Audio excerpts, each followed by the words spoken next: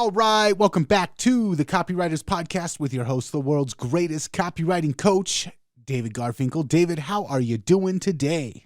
Hey, Nathan, I'm good. How are you? I'm doing fantastic, and I'm glad to be back on the mic with you and excited for today's episode. Well, I'm excited about today's guest. He's back. He's you, Nathan. I'm talking about, yes, Copywriters Podcast very own Nathan Fraser. Nathan's out with a new book. I printed out the cover here. Oh, nice. Sales Funnel Cheat Codes.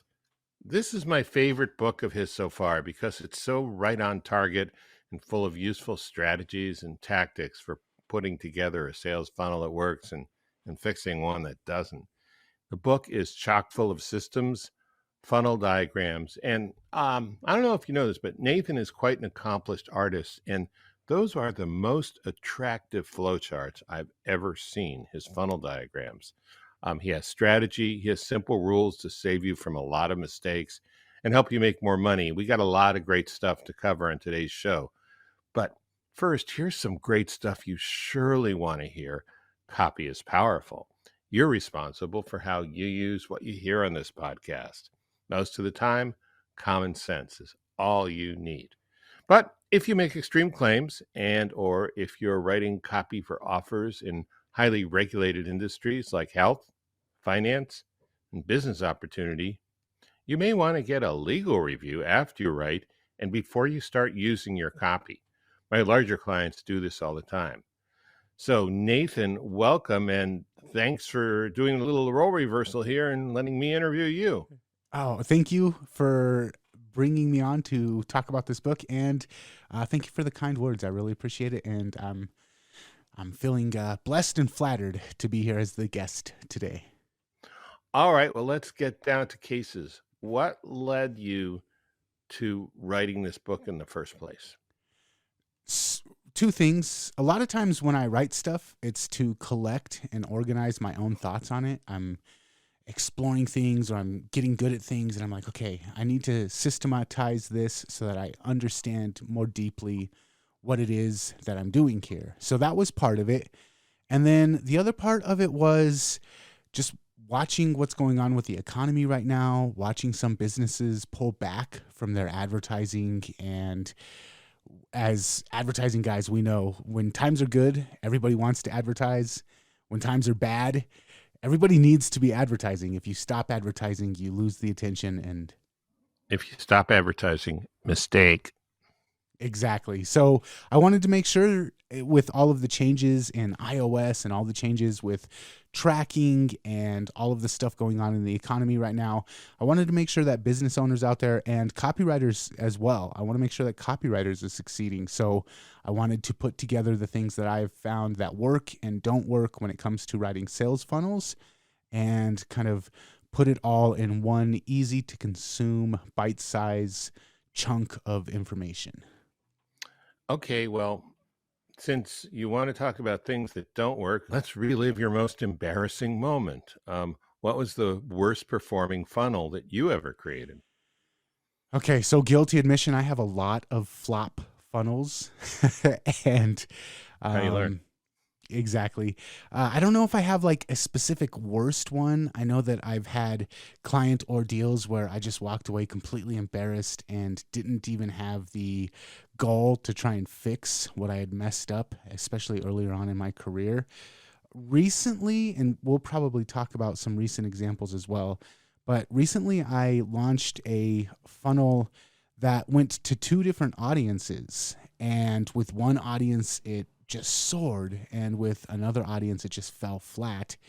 And I had a hunch that it was going to happen like this, but that was one of the major aha moments for me, that the funnel, the offer, the sales copy, those are all important, but the audience is so important. And it was something that I had not been appreciating or giving as much respect to up until recently.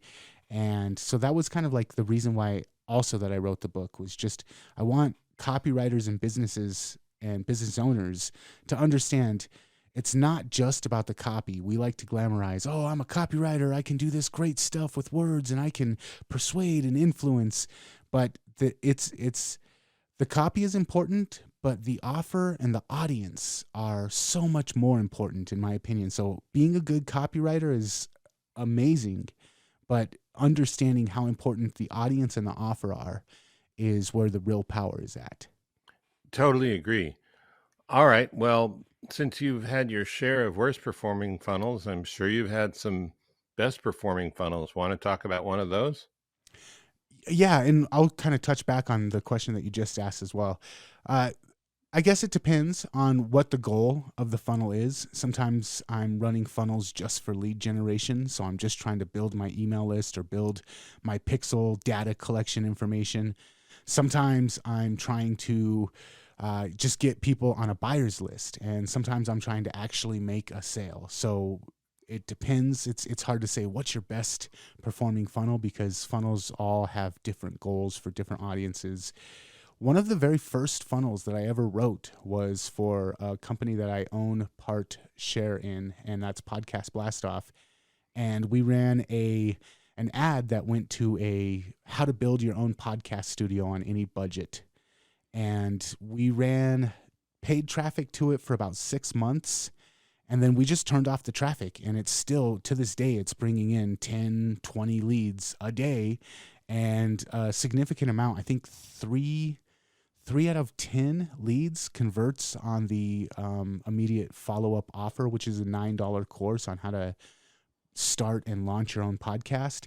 And so we juiced it up at the beginning, and then it started doing very well because of SEO purposes. But now we don't do anything with it, and it still continues to bring in leads every day. It builds the email list every day. It builds the pixel data every day, and it's still bringing in passive income every single day. So I would say in the long term, financially, and for the goals of lead generation, that was probably one of the very best funnels that I ever put out. And it was like the second or third time that I ever tried a funnel. So it was kind of a shock that it did so well so early on in my career. Yeah. The funnel I was talking about earlier was recently for a client, one that did amazing with one audience and did horrible with another audience. It was a funnel on the top 5 tips for improving your cannabis growing technique. And with an audience that was familiar, was brand familiar, it crushes. And the follow-up offer on it is doing amazing.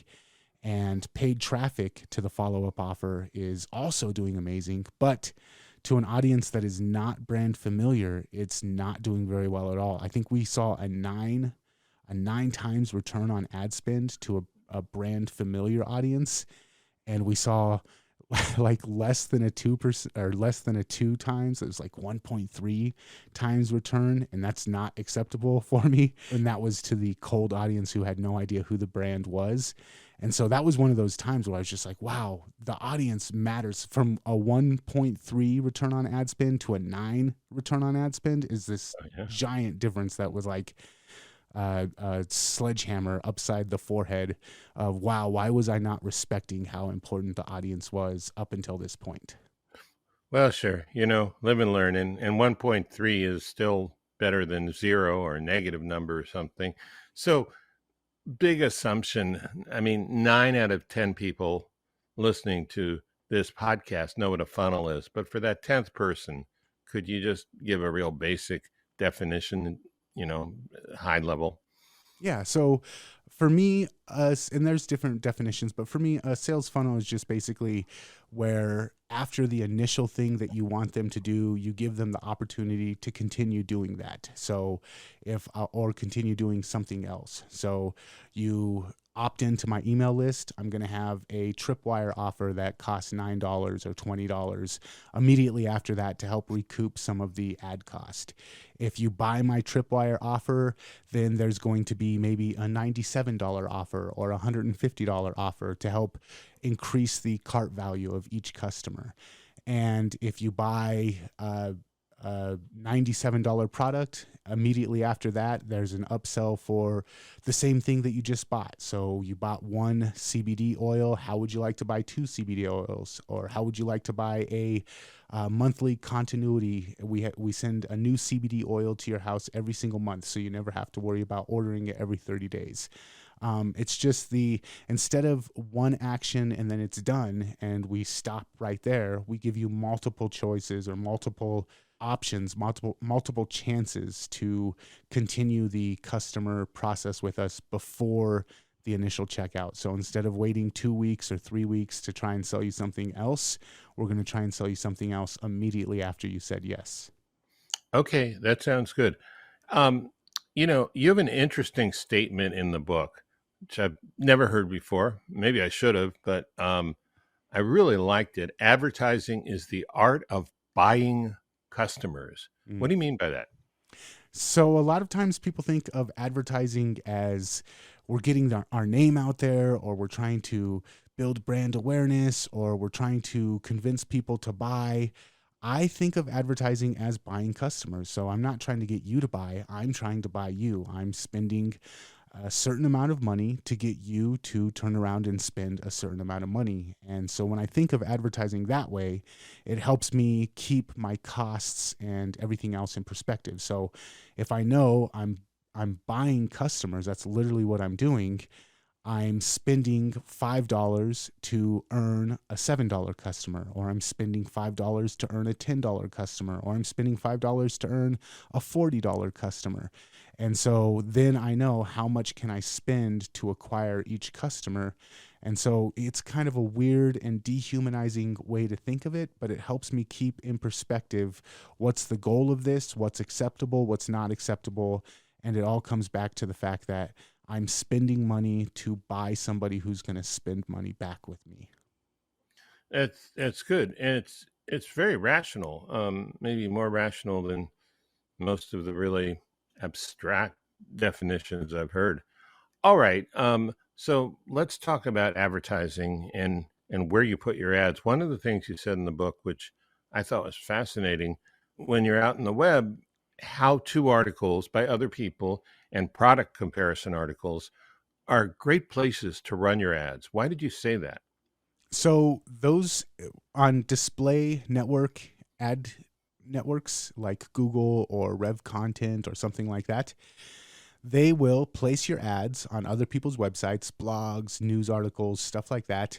And a lot of times we just kind of say, well, figure out where to put it. And I'll just trust Google, or I'll just trust Rev Content, or I'll just trust whichever network or platform that I'm using. And they'll place them on all these different websites based off of who they think is visiting those websites, maybe based off of your browser ID number or something like that. What I like to do is I like to go out and do a little bit of research and say I'm selling some tennis shoes, and I know that the people who are wanting to buy my tennis shoes, they're wanting to buy them because they are a runner, they're athletic, and they want the type of tennis shoe that I sell. And if they're going online and they're searching and they're the type of person who's just about to buy, they're probably going to be comparing tennis shoes. They're probably going to be looking for how to run the best mile, or how to keep your heart rate in the top performance during your running, or how to make sure that you stay hydrated, how to do proper stretching. So I know the things that they're searching for, or I can guess the things that they're searching for, and then I go onto Google, or I go onto DuckDuckGo, and I look for what articles are showing up on the front page when people are searching for things that they'd be searching for if they're my ideal buyer. And then I look and I see, oh, okay, 3 of these on the front page all have Google ads. These are the articles that my people are going to be reading right before they're ready to buy. This is probably the best place to put an ad. So how to keep your heart rate up, or how to get juicy tomatoes if I'm selling a fertilizer, or or this fertilizer versus this, or this type of soil versus this, or this type of running environment versus treadmills versus running on the trail.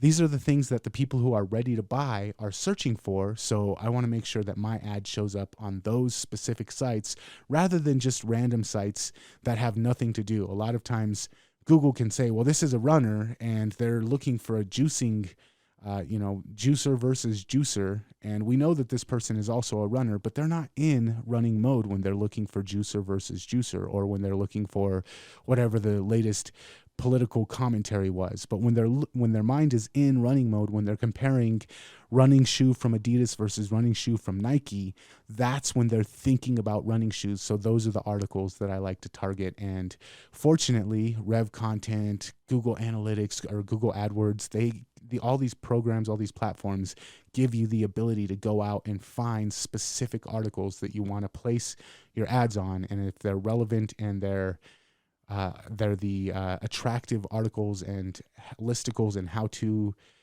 comparison type stuff for the people that are looking to buy, those ones just always outperform any other kind of placement that I've discovered. Yeah, that is a great tip. And I didn't know you could pinpoint where you wanted your ads to be placed with those networks. That's really good information. Okay, so for people who are watching, this is Felix the Cat, and wonderful, wonderful cat. He's a cartoon cat. I have a Mexican friend, and she told me that it's called El Gato Felix in Spanish, which isn't surprising. But you have another cat, or you had a cat named Monster, right? And he taught you something about how great ads work. Could you share that? Yeah, so anybody with a cat probably has experienced this, where you sit down to type and your cat plops itself on your keyboard, or you sit down to read and your cat comes up and interjects itself between you and the book that you're trying to enjoy, or you're trying to watch TV, you're laying down on the couch and the cat comes and sits on your chest and blocks the TV. And this is one of my early insights into advertising in general, which was my cat would do that. Whenever he wanted attention, he would find out what I was already paying attention to, and then he would put himself there. So if I'm watching TV, he puts himself in front of the TV. If I'm trying to read a book, he puts himself in front of the book. And it was one of those things where I was like, oh, he's advertising to me. He found out where my attention was, and he put himself in between it and me. And that is one of the best things that you can understand about advertising when you're asking. And I get this all the time. Should we advertise on TikTok? Should we advertise on YouTube? Should we advertise on LinkedIn? What's the best place to advertise? Well, the best place to advertise is where your audience is placing their attention. So if their attention is on TikTok, then TikTok. If their attention is on YouTube, then YouTube. If their attention is on an industry magazine, then that magazine is the best place to advertise. So wherever your audience is paying attention, take a hint from Monster and let that be the place where you put your message. Great story and great lesson too. All right, you've taken the idea of the 5 levels of customer awareness, and I think you've refined it in an interesting way. Could you give us some tips about advertising to customers in different levels? Yeah, so the number one thing is when you're advertising, you want to know what the goal of your advertising campaign is. And typically, mine almost always break down to 2. Number 1 is lead generation, and number 2 is direct sales. So I'm either advertising to build my leads list, or I'm advertising to make sales. And I almost never confuse the two. And so we have, and it was Eugene Schwartz that came up with the 5 levels. It was. Yeah, so we've got completely unaware, we've got problem aware, we've got solution aware, we've got brand aware, and then we've got completely aware. And completely unaware are people that are just not worth advertising to. You're just going to spend so much money trying to convince them that they have a problem, then convince them that there's a solution, and then convince them that your solution is the right solution. I never advertise to completely unaware people. If I'm advertising to problem aware and solution aware people who realize they have a problem, people who realize that there are solutions out there, then it's always lead generation. It's almost always too early to try and sell them, but it's not too early to get to know them. So advertising an article, an advertorial, or some piece of content that's going to help them feel more informed, like they're ready to make a buying decision. And also advertising back to my lead magnets, people that check out the advertorial, but they don't actually convert as a lead. Those problem and solution aware people, those are the people that I target my lead generation campaigns to. And then brand aware, people who are familiar with my brand, people who are either about to buy or have already bought in and have bought in from me and enjoyed the experience. Those are the ones that I hit with direct sales campaigns, direct sales emails, direct sales advertisements, and lookalike audiences. So if I have a buyer's list, if a client has a buyer's list, and we can say, okay, these are the type of people who bought, and we can create a lookalike list based off of that buyer's list, then those ones I will also send direct sales advertisements that are going straight to a sales page rather than to a landing page or an article or something like that. But I almost never mix the two. So problem and solution aware, almost always lead generation campaigns, and brand aware and completely aware, and previous existing buyers and lookalike audiences of existing buyers. Almost always, those are the only people who see ads that go straight to a sales page. That makes so much sense, and so few people seem to get it. But maybe with your book they will. So tell us, overall, what are we going to find? What I know what we're going to find because I read it, but and I liked it. But tell us what people will find in Sales Funnel Cheat Codes. So mainly, I wanted to break down all of the different types of advertising platforms that there are out there, all the different ways that you can advertise. So I go into display network advertising, I go into social media advertising, I go into video advertising, I go into all the different types of ads that you can place. And there's a large amount of different ads, but they really break down into about 5 or 6 different styles of ads, and you'll get a good idea of each one. Then I go into how you can figure out which awareness level your audience that you're advertising is.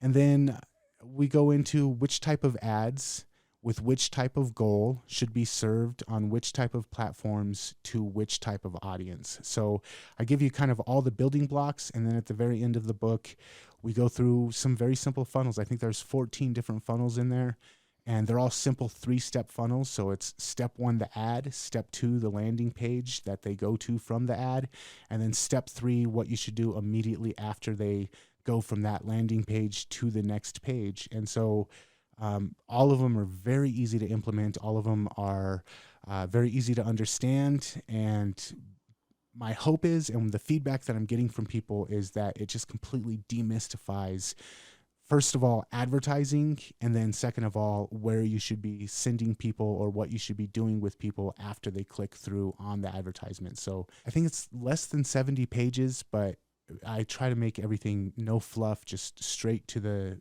stuff that you can actually use, the practical stuff. And so far, the feedback on the book, it went to number 1 on like 3 different categories on Amazon, and the reviews are coming in, and everybody's saying that it did exactly what I wanted it to do, which was demystify advertising and sales funnels. Yeah, I would say it's not a copywriting book, but it is a direct response strategy book for online advertising, online direct response advertising. And it really, yeah, I've been recommending it too. I mean, obviously I am here, but to people, in my life. So yeah, congrats on the book. Sales Funnel Cheat Codes, a proven strategy guide for crafting high converting ad campaigns. And we put a link in the show notes so people can just click on it, get it on Amazon.